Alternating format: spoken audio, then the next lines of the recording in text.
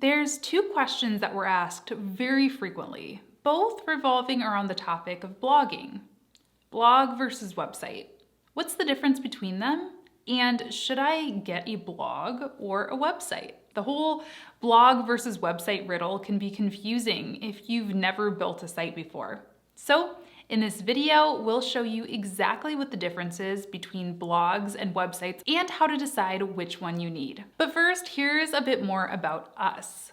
WebsiteSetup.org is a free online resource for learning web development, design, and WordPress. Our goal is to help beginners create their own websites, blogs, and online stores using the right tools and platforms. To learn more about our review policies and processes, be sure to click the link down in our description box or visit us over at websitesetup.org. So let's begin at the center of the issue. What's a website? Well, if you go to your Chrome or Safari browser and enter any web address like websitesetup.org, you'll end up on a website. In fact, navigating anywhere at all from your web browser will land you on some kind of website. So with that information, we can say all blogs are websites. But not every website is a blog. Okay, I know. You're wondering, what's the difference between a blog and a website specifically? Well, a blog is a type of website where the main focus is on showcasing articles, called blog posts, by displaying them on the homepage of the blog in reverse chronological order. The goal is to make sure that whoever visits a blog sees the most recent blog post at the very top of the homepage.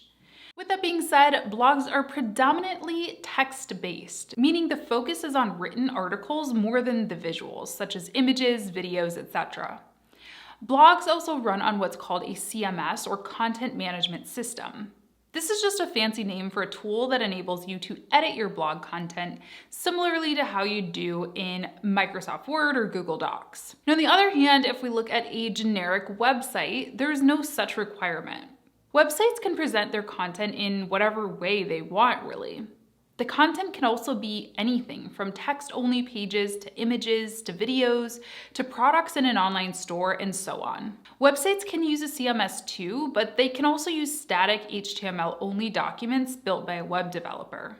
So now let's answer the following. How to decide if I need a blog or a website? Well, hey, one great thing about modern web design is that you really don't need to think of blog versus website as either or. The tools that we have at our disposal allow us to have both at the same time. The way to get that is to use a powerful website CMS, which will allow you to set up a blog as part of your website. So at the end of the day, what you get is a functional website with blog functionality built in. For example, the most popular CMS is called WordPress. WordPress is free, open source, and easy to use even for a beginner. WordPress started its life as a blog CMS, but it now powers multiple types of websites, including blogs. At the time of recording this, over 30% of the entire web is built on WordPress. So just to recap, don't think of this as having to choose between a blog or website.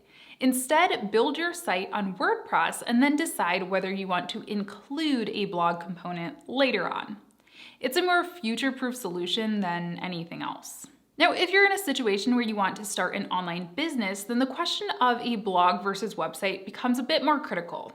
But experience shows us blogs prove to be incredibly effective as tools for businesses. HubSpot reports that companies with blogs get 55% more visitors than companies with just standard websites. Having a blog gives you some specific benefits. 1. Search engines like Google love blogs.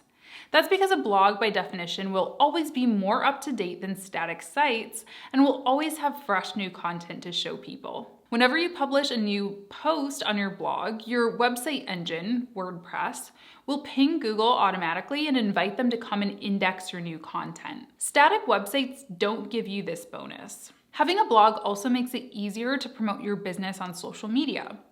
Think of it this way. If you only have a static website, then what exactly can you share with your followers on social? The same web page containing your business's description over and over again?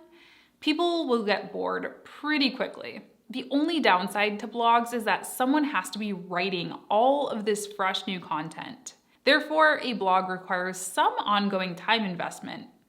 You should aim to publish a new blog post at least once every 2 weeks, so be aware of that. Static websites, on the other hand, are often a one-time effort, which can be their big advantage when we talk about blog versus website.